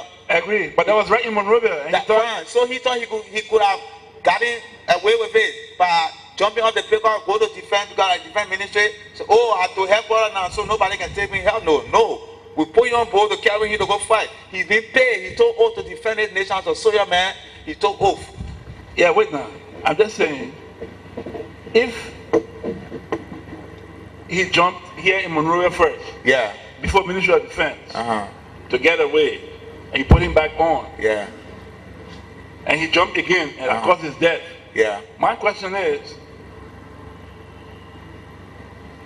why do you think he would have chosen to jump off the vehicle near the front line? God was died many times before the death. When he could have jumped Waterside, Douala,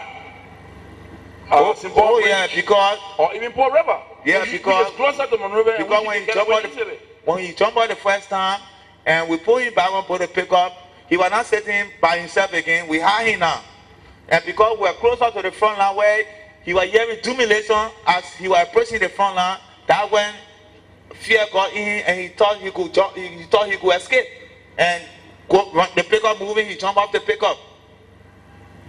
How long had this particular soldier, how long had he served in the military prior to that incident? Well, he had been in the military, I don't know. We need to find out from the G1. Did he have any combat experience? What do you think? Being in the military? The late Captain Being in the military, if you have combat experience, you ought to have it, because that's what you joined the army for. But no, my question is, if he had combat experience, then why would he have been shaking, since he already in the combat area, why would he have been shaking to jump, to raise his life, jump off the vehicle, break his neck, when he could have gone into combat and even come out alive? Be better, Honorable Stewart, Honorable Commissioner. And you see some of these soldiers said that the new AFL today, God forbid, we're praying for it, but walk out, most of them will put a gun down. Being trained is quite different from being over there on a fire. Myself, sometimes as a commander, I have problem being there sometimes, so it's quite different. It's quite different. But with the rank of a captain, having served in the military, I would presuppose that he did have combat experience. Having reached the rank of captain, having served in the AFL for some time, I don't get the impression from you that he was a part of the NPFL prior to that time. And if he had been in the military, then he must have seen action. So combat would not be a new experience. It's a different thing when you come from training and going to combat for the first time. Probably he has never fought war before. Probably that brother has never fought war before. So, big brother, this whole thing, that's why I wish the family, I don't want us to go in detail for me to say more, because I still feel that the family of Captain Sumo, I wish, if there's a possibility, I know the head of the family won't gonna give love. If after this thing, we need to find gonna give love, let's bring the family here and we can sit down and talk and see how best we can harmonize this thing. But I was never involved in the execution of Captain Flomo. And I think some well-meaning members of the family know I was not involved. It happened at the time it happened. So let lady think the rest. Maybe those questions can come when we meet the family and we try to resolve the issue. But I want to say things maybe that would make some family member get angry and come out to say something else. I have children. I have 4 children. But have you met the family since? Oh, long time. I did what I had to do. I meet the children, or if the West side, when our older woman said maybe we be more closer, you won't be worried about the man side again. Thank you very much.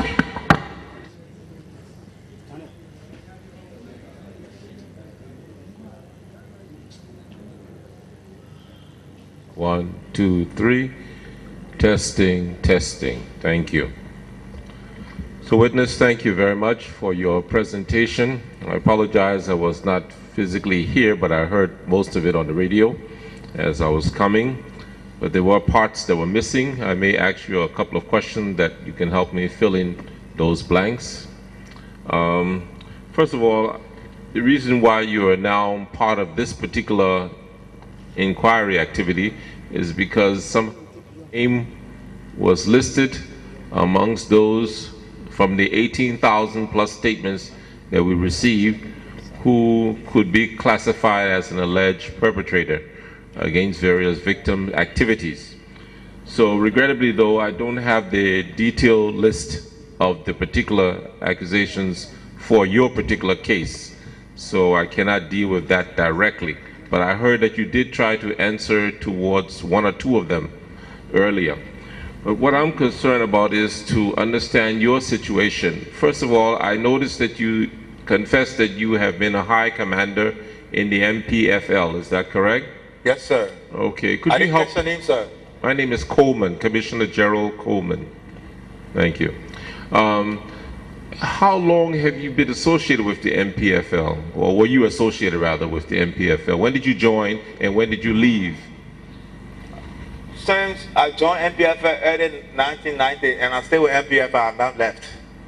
Okay, 1990. So it means you've worked with them straight through even after the 203 peace talks? Even up to now, I stay with them. Oh, so the NPFL is indirectly still an organized structure on the ground? How you look at it? You say your politician, you say NPFL, not NPP. So if I stay with NPP, I stay with NPFL. Okay, I understand your logic then. Thank you very much, sir. That's why the future I wanted to work with some institution in government. Then the question to go ask me if I affiliated with any party. Security man, you don't come to a party. You only serve the party that is in power. That's what we took over. So I forgot it straight. I said no. They think if I can't, they will humble me. So I left it. Yeah. I see. I won't be part of those people. We party our way. Security man, you got no party. You must just work to defend the nation. So you said you're still with the MPP, right? Well, that's another aspect. Oh, I see. I die hard. Oh, okay, Yeah. I see. So even though you're not, you are. All right, 1990, how old were you, please? I was born 1968, 1990, check it. Okay. You know, the war, the thing, we did all kind of Bible thing there. I want to touch on the thing that said we did because, but the Bible says, if any man be in Christ, he is a new creature. All things pass away and yet all things become new. You know, I got some friends today from normal towns. I got like Michael Williams, I got Lorenzo Hammer, Otero Massaquet, Brian Sigler. Those friends, Joe Lawson, those friends are good friends. They didn't even know what they call cigarette. But the politician that brought water, pour in some kind of thing there that people that don't still know what I'm talking about. I want to talk here. Yeah, well, anyway, I understand your heart about becoming new. Yeah. Regrettably, though, the Bible did mention things of this nature, the reality on the ground has been that not many people have become new as God has expected. As a result, the conflicts, the suffering, the war, the abuses still continue over 6,000 biblical years since Adam and Eve disobeyed God. Okay, getting back to the hearing. So then I'm concerned also about how you got into the NPFL. I heard part of the story of your desire to be educated as a mortician and how the problems came that you had to come home to the burial of one of your relatives and you sort of got stuck. Grandfather, the late L.S. Knuckles. Okay, I'm sorry. Yeah. Thank you. That led me being part of the NPFL because at the time there was not SM Brussels, we had Sabina normal days. You know, there were Sabina Airways, there were not SM Brussels. And SM Brussels was coming to the country on 3 occasions, Mondays, Wednesdays, and Fridays. And I came home on Wednesday because we had to come to Kingsville to bury my grandfather. That was in May of 1990. And my father at the time worked for Lamco, you know. So I was received at the airport on Wednesday evening, went to Buchanan, and we left Buchanan Friday to come to Monrovia to have the body removed. I don't know which funeral was it. The one day I think was A.B. Anderson or or the lady that used to be the striker before, Chris Parnell, I think. Yeah. And then we left Buchanan that Friday, and we came while we were burying my father on May 19th, which was on Saturday. We got the information that Buchanan had been captured by rebels. And we left Buchanan to come to Kingsville to bury my grandfather, to go back to Buchanan. So I left my passport, my ticket, everything in Buchanan. That's how come I got caught out. I did not complete my profession. I did not complete my studies. I think I did 9 or 10 months into my profession. But I've done the practical already, because when I was in Buchanan, going to school, growing up, at the time Mr. Bidel, Fred Bidel had his funeral in Buchanan, and I was friendly with his children. That's how come I started having interest in this profession. So the key thing is, do you feel that you were forced into joining NPFL, or did you get inspired by the revolutionary vision that was presented to you to join in the struggle? If I say I was forced, then I will be going contrary against the ethic of the organization. I will not force. I willingly join. I said it at an early stage, sir. Okay. Do you feel that what was the general goal and objective of the NPFL, which became MPP, and that you are still now a diehard with, that you all were striving to achieve? And do you believe that you all have achieved that goal in any way? As a matter of fact, I think it was this whole horizon came up from the people. The people wanted a change. That's why we became part of it. But because of those that were involved, other people, like this war started from Bhutto. We listened to the Senator General Johnson. If General Johnson had not, this entire war would have lasted for a very short time if General Johnson had not deflected by going on his own. He said because they told him to go to the border, there was no answer, he went on his own. They killed people. I want to talk about the killed people here, man. Thank you very much. Oh, okay, so that's your answer. So you're saying then that you have not really achieved your goal, but General Johnson was the seed that brought the enmity and confusion that caused the war to last as long as it did? We accomplished our goal because we went through elections and we became victorious. We won the elections in 1997. Yeah, but you know, it's all politics. Me, I'm not a politician. I'm a mortician. I'm a soil man. I won't go on to that aspect because I know very little. But you felt the goal was achieved, so you're happy with the results in your sense, considering the bloodshed and the pain that has brought upon our country? Be better. I'm a Bracewell. My mind's a knuckle. If you say bloodshed, I regret the situation. I know whatsoever happened, I think it was not intended for the revolution being so, for which I was part of. And you know, so I regret the situation of people. In fact, I regret the situation, and I want to say this openly. My own very little sister was raped. So you can't tell me that this was a situation that I was impressed with or I envisaged it. No. If I had gone according to what was planned, it wouldn't have been so. So this is a situation I regret. You know, our soldiers, even some of my soldiers that were assigned with me, we went through some area, we went through villages, we went through towns, and the people willingly gave us the cattle, they gave us the goat, they gave us the sheep, they gave us the chicken. And you know, we eat all the people chicken, we eat all the people goat. And you know, the additional people, the native people, they will give us the cattle, they will give us the sheep, they will give us the chicken, but they won't give us the dogs, because the dogs were the protection. The dogs lead them and protect them in the bush. But after we ate all the people chicken, then we'll still go for the dogs. You know, so this is a situation that we regret. We infringe on the rights of the people. We infringe on the rights of the civilians. We regret this situation. That's why this commission was formed, for us to come here to say sorry to those people. We wronged them. We apologize to them. We use this occasion to say sorry our people for what happened. Thank you. That's a beginning. Okay. I noticed also that you told us that you have been properly trained for the kind of work you've done. After you joined, was it that there was an opportunity that came up for this training, or what? Could you just shed a little light on that? I was one of those selected among my friends to go for training because of my smartness, because of I was educated, I was out of high school at the time, I had traveled, I had broad experience, so just by my interaction with commanders, and so I was selected among other friends, to go for my junior commando training. Okay, what year was that, please? The late 91, 92. Okay, so that was after the death of Samuel Kanyando. Indeed. Okay, we were made to understand that the original goal of the NPFL was this issue of getting rid of Doe because of the problems that he was creating for the country, at least alleged by the people. But here you have a situation where the major enemy now is dead, and there's hope for the rebuilding of the country, but yet you're mobilizing people for more extensive warfare and destruction, that period of 1991 to 1997. So what did NPFL's motivation change at that point to become I must have power period, or what happened then? Well, I'm quite sure, first of all, I'm quite sure for knowing who my commander-in-chief was, or who my commander-in-chief is, His Excellency Dr. Charles G. Taylor.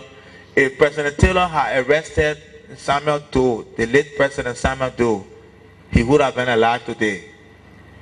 I can tell you that. But the whole process, when there was no more intention, after the death of the late Doe, that should have been the end of this whole thing. But there were other problems that came in involving ECOMOG coming into one Dongo Yaro came here and said he wanted NPFL 45 miles away. So that put us onto another level that we had to defend ourselves. Okay, so in essence now the new training was to defend yourself against the ECOMOG and the other forces that were looked at as a new enemy in a way. The government sending for training is to defend the nation. I will defend myself. I can defend my own self by not even going for training, but we're trained to defend this nation. But what I'm saying, if you're being attacked, you have to defend yourself. That's the first thing. If I had not defend myself, I made myself vulnerable, you won't be having TKB here to be testifying to this, seeing the truth, like how other people come here and mislead you people. Everything I see here, sir, is the truth. I came here not to lie. I'm from a good family. I got my children. They got future. I'm not going to sit there to mislead this, because I know other people out there listening. It's so good. Mother dear, Madam Boo, in fact, she knows my aunt and all. So you see that she knows my mother. So I'm not going to say that. It will be disrespect if I come and lie to other people. So help me God. If it ever happens, I said on my way back to Mankibi County, let whatsoever happen if I come here to lie today. Okay, thank you. So your concept then during that period of 91 to 97 of defending your country, when Liberia technically was no man's land with two different countries in a sense, the organized government in the greater Liberia and the organized structure in the lesser Liberia. What was your country at that point? What was the Liberia that you were defending then?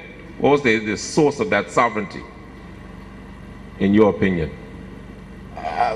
Commissioner, in respect to what? The position of the Liberian people? Yeah, during the time of before the coup, like now, for example, we have a country, right? The election is taking place, we're restored, there's sovereignty. Even during the war, we have country. Okay, well, think about it now. During the time of 1991 to 1997, the so-called concept of Liberia didn't exist because the president had been killed, the nation was in chaos, there were two different sets of countries claiming themselves to be the sovereign head, the people in the greater Liberia, the people in the lesser Liberia. So if I'm just concerned from the heart of those who were fighting in NPFL, what was the vision of the country that they were focusing on? Was it the old Liberia in your mind, or was it Charles Taylor's leadership and his head as a nation, or what?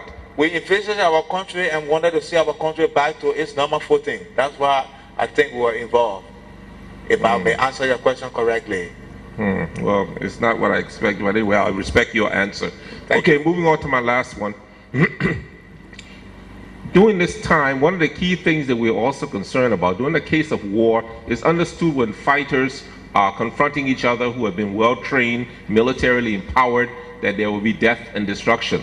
But the law provides that that should be within a certain realm of the rule of law, meaning soldier killing soldier, okay, that's reasonable, but they should not go and destroy innocent property, public property. They shouldn't hurt civilians. They should be willing to give their life, in fact, to protect innocent civilians. But in our particular case of this war, we see that almost 80 to 90% of the people who, no, maybe I'm exaggerating, but let's say 50 to 60% of the people who died were just the simple innocent civilians. They were raped, they were looted, they were cascaded, they were cut up and they're looking to dead bodies. And so what happened in your particular case? Are you saying that with the group you dealt with, none of this was committed, or was it committed but you don't see yourself as being responsible for it, or do you see yourself being responsible for it and apologize to the people? You know, I'm trying to understand your particular unique situation. Sir. Let me just put it in a nutshell. We regret the situation. Yeah. We regret the situation. Oh, okay. That's So you are responsible, but you regret the situation. Indeed. Okay. If I have gone into this country, led men to front line, I control a division, I control, during the crisis, I control a division. Then after elections, I've been chosen to control a battalion within the armed forces of Liberia. Then I say I'm not responsible. I'm responsible. We regret the situation. That's why we're here to say sorry. Thank you. And to apologize, sir. I respect that statement. Thank you. Last one. Would you say that you personally, during the time you held the gun, have ever found yourself having to commit one of these violations of international humanitarian law or human rights laws or crimes against humanity? Yes, we did. Even if I did not personally violate it, soldiers under my command violated. Okay. So indeed, we stay responsible. We carry on some violations. Like for instance, maybe we came into this town and then we living among the surveillance. But you know how some of the children behave? They cleaning their arms in the presence of surveillance. You know, when you clean your arm, obviously you have to try it. Well, you know, so that led to some surveillance, you know, not being comfortable among us, that they had to leave. It was not right. We come into this village with living with the people, and suddenly they have to leave because of our behavior. No, we did. I must admit to some violations that was carried out. If an opportunity was to be provided where some of these civilians who felt offended by your actions could be able to have a forum directly with your presence, would you be willing to apologize and deal with that? I thought some of those people were here right now for us to sit down and harmonize it. We talk, we shake hands, we hug, because my heart is clean. I wish we had some. I just thought when you came to the TRC, you have people here that maybe you did wrong to, and they were here, and we settle it and for us to move forward. That's the only way we can move forward. It's not so easy when there's been death and destruction, but we have to see somehow how we can try to provide that forum. So it's not something like a game. So I urge you, I admonish you, and for sure I beg you, let's see how best we can bring this thing to pass. Okay, thank you. Those are my questions. Thank you again, Mr. Witness. You have just said you regret the situation, that you are sorry for all the things that happened during the period, but yet you say you are a die-hard member of the NPFL. Don't you sense a contradiction? Wouldn't somebody say, no, you are not showing remorse and you don't really regret, instead you are boasting? Yeah, but for what has happened? I think, Commissioner, maybe, I don't know, probably you may be right, but I think I'm seeing it from the bottom of my heart. I say I'm part of the NPFL, I'm part of the NPP. I'm seeing it from the bottom of my heart. That does not mean I don't regret. If I would say I'm no more part of the NPP, I'm no more part of the NPFL, and then tomorrow we had a Jamboree, the NPP had a Jamboree. I was not there because I was far off. But I think we're having another one on the 13th. I will be there. Then we'll come here, I tell the people, say, I'm sorry, I'm no more with NPP. Then they go see me there. I misled them. I think I've seen it from the bottom of my heart. I'm still part of this organization. But indeed, we regret the situation. Whatsoever happened, we were involved. we took part, but we say sorry. Thank you. You also said there was an order requiring that all AFL soldiers be taken to the front. I initially asked if that order was written. You said yes. Oh, there were order published. It was published. There were order published. All AFL, yeah. In fact, there were muster at the BDC. That all soldiers should muster at BDC for briefing, to be sent to the. Oh yeah, there were orders. So the order was issued from the CRC. Well, if you talk about the military, anyway, I know you down your area on Steve, you're not here, but when you talk about the military, order comes from the top. Yeah, chain of command in the army. I want to be clear who issued the order. The Chief of Staff, the Defense Minister. Well, the chain of command from the Commander-in-Chief, Defense Minister, Chief of Staff, Deputy Chief of Staff, Commanding General, Battalion Commanders. The order was published. There were order published, yeah. Who signed the published order? Well, the Commander-in-Chief will say, look, call the Defense Minister, say, look, publish an order, look. All soldiers today, all soldiers of the armed forces of Liberia should take pay on Friday. That order will be published. Mr. Defense Minister, issue an order for all soldiers to go to the front line, and that will be the responsibility of the Defense Minister. Thank you. Tell us with which unit, battalion Captain Prince Sumo was at the time of his death? Who? Captain Sumo. Captain Sumo. Can you say which unit? He was with the 4th Battalion. He was with one of the battalions. Battalion? Yeah, and the 4th Battalion, not assigned, I think the 4th Battalion from Grand Bassa or somewhere, but he was in town. Who was the head of that battalion?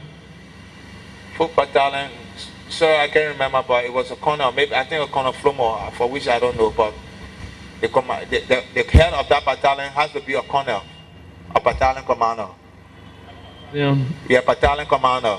The battalion commander? Yeah. You don't remember his name? No, but I think it's Colonel Flomo. Probably I can investigate and get back to you some other time. That would be great. Okay. But was that battalion also under your command? It was not under my command, but the order was passed for all AFL soldiers. Akape, it wasn't under your command? No. But somebody called you and told you this soldier has jumped and broke his neck, and you gave the orders that he should be buried. Oh yeah, because that was my control area at the time. Were you on the front at the time, or you were here in defense? I was in town, but I was assigned to the front line. That's what I'm saying. So the Mecca district area I had jurisdiction. Was your control area? Yes, yes, sir. And you felt it was within the scope of your authority to authorize his burial? Yes, sir, more especially at the front line.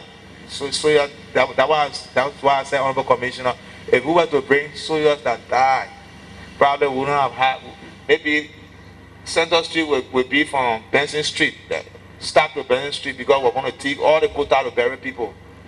In the face of the family's claims at the time and the general public impression that was created about it, was there an investigation of how Captain Sumo really died? Oh yeah. There were investigations carried out the Ministry of Defense. That's where it started from. In fact, Honorable Daniel Chair called the family members and main started for a forum and for which we discussed for them to know clearly, because everybody felt the news, Roman had it that I had killed Captain Fulmo in front of the Ministry of National Defense, for which it was not done, so I did not do it. Do you remember who called you from the front to give you this information that he died? And yes, it was the commander that designated on the pickup, the late Ernest Quebo. It was the pickup commander? It was the commander at the front line. Yeah. Okay. Yeah, the commander. He was heading that unit. Yes, I had a commander based at the front line, but he had come with Ernest Quebo. I live Grove. And you say he's dead now? Yeah, he died. He died in World War III. He died in Douala. Okay, you spoke of the SBU. Did it occur to you at any point in time that these little boys were very vicious during the course of the operation? Indeed. Were there any mitigating action taken to minimize their atrocities or to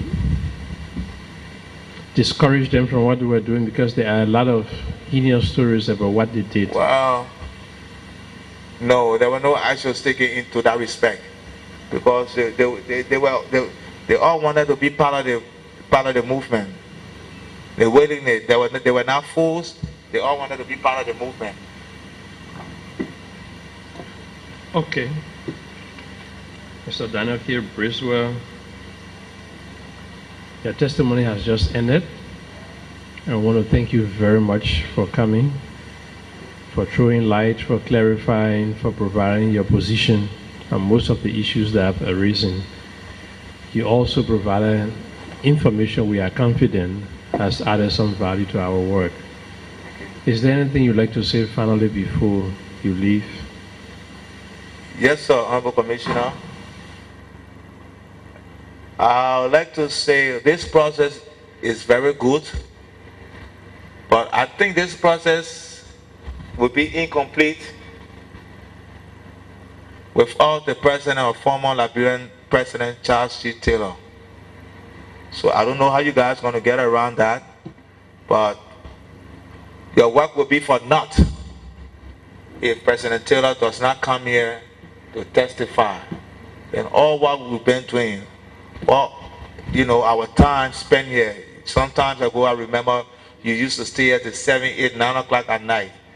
So I urge you, I admonish you, see how best we can get this thing to pass. And the second thing about this, I see a lot of people coming here and talking about American Liberian and talking about the indigenous people. I think this situation, you have to get involved seriously.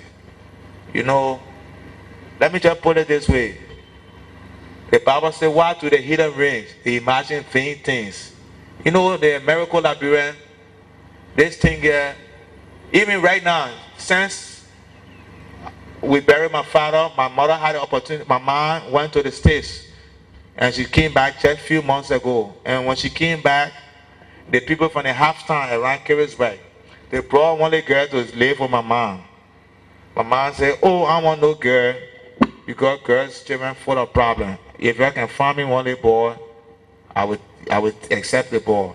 They went, they brought the little boy. The boy presently is living with my mother in Carisburg. He's going to school. And for some other reason, they call the boy Bill Gates. The American Liberian, they train the native man, they educated the native man. That's why you see today, even before, they never had no FLOMO, no colleague in the House of Representatives. Today they got it. They will tell God, thank you for that. But this thing about this presidency, it belongs to the American Liberian. Then the people have it, or you leave it with us. The minister, the representative position now will be for you. But this thing, if we don't handle this thing, it will bring problems to this country, Honorable Commissioner. I'm telling you. Some people come here, they're expressing their view when it comes to the additional thing, American Liberian thing. Let us stop it. If we don't stop it, it will be the next problem in this country. So you have a responsibility to handle this thing. Yeah. This American, the executive, you're leaving with the people, you're leaving with us. We'll give you the ministerial position, the representative, you're leading the thing that they be, so they'll run the country that day. We educate the people, educated you, they train you. Today, everything fine, let's leave it the thing here. May the Almighty God bless the work of our hands and state to state. I thank you very much. Okay, thank you very much. I would just like to make a little comment on the two things you said. Commissioner Vu just reminded me that the commissioner has exerted all efforts to make sure they have access or give Mr. Taylor an opportunity. And you rightly said that you are a cursing to former President Taylor. Let me say, Mr. Cameraman, you interrupting. What is that? And in fact, let me say, I'm no, one just. Okay. You did. Your testimony is over now. Let me just. All right. Because you did say you were related, right? Indeed, yeah. I'm sure, and you desirous of making sure this process is successful. It will be good. Family members like yourself and die-hard NPFL people can communicate with the former president, that he knows it's important that he avails himself to the process. I'm sure that will be a contribution. And secondly, you made a very, very important point. about people not driving through this native numerical labyrinth divide. But unfortunately, your comment seems to reinforce this division, where you say that the presidency should be reserved for Congo people and the native people. You use the word native. You didn't even say the indigenous. Yeah, you said native. Well, the native people should be satisfied that they have been treated. I think those are unfortunate comments. Okay, I apologize for that. It's even more unfortunate that you are using this forum to say that. Yeah. We're speaking of unity and oneness and reconciliation. For us, we don't see the native country divide, and you're right, it's part of our responsibility to make sure that Liberians, go beyond that, and we hope that all of us can make those contributions. So thank you very much, sir, and you may kindly leave now with the thanks of the Commission. Thank you very much.